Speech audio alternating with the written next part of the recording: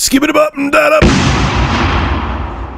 What's going on, ladies and gentlemen? This is Rich of Review Tech USA, and the half-man, half-horse cat rapist strikes again.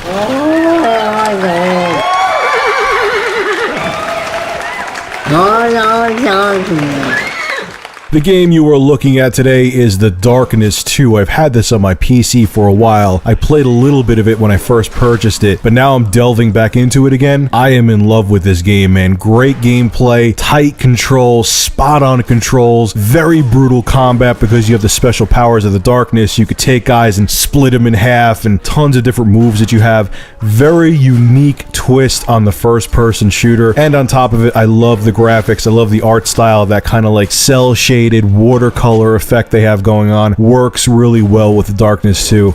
I liked The Darkness 1. It teeters on mediocrity, but The Darkness 2 is far superior than the original. If you want a different first-person shooter, I strongly suggest you pick this up. They have sales on this game all the time. You could find it for like $20 or $30 if you look around. So Capcom is not doing too hot. Shocking! On May 7th, 2012, Capcom released their financial records for the previous fiscal year, and it doesn't look too good. Granted, it's better than a company like THQ, but that's like comparing a solid log of shit to diarrhea. But company sales for Capcom were down 16%, which equates to a loss of over $1 billion US. Games like Monster Hunter Tri and surprisingly Resident Evil Operation Raccoon City were noted as being successful for Capcom. One game, though, was specifically noted as underperforming. That game was Street Fighter Cross Tekken. With esport games becoming more popular over time, this announcement was surprising. Okay, why am I not surprised that Capcom lost a crapload of money last year?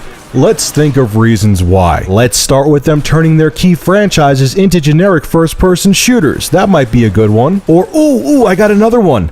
On-disc DLC. Meaning the content is already on the disc, but you have to pay Capcom to unlock it. People were so pissed off at that one that they called up the Better Business Bureau on Capcom, and they got downgraded because of it. They just want to make sequels to their popular franchises. No more new IPs, or virtually no new IPs. So if you combine together that they're milking their customers dry, they're ruining their best franchises like Resident Evil, and add in the fact that they refuse to innovate and try new things, when you combine that all together, it's a recipe for disaster, and I am not shocked Capcom lost $1 billion last year. I really feel that the only major Japanese company that's sticking to their guns and not trying to follow trends is Nintendo. Everyone should use Nintendo as an example. Yes, the company as a whole right now is losing money, and that's because they stay true to their roots. They innovate instead of trying to copy other ideas. Do you see Nintendo trying to turn their franchises into generic first-person or third-person shooters? Nope. Enough said. So what's your take on this? Are you shocked that Capcom lost that much money? I don't think people are going to be shocked they lost money, but they may be shocked they lost $1 billion US. Or did you totally expect it due to the shovelware that Capcom has been putting out? Make sure to rate, comment, favorite, and subscribe. And if you have an interesting news story you would like me to talk about, private message me a link to the story on either G2P or YouTube. And if I use your news article, I will give you a shout out in the video and have a link to your channel in the description.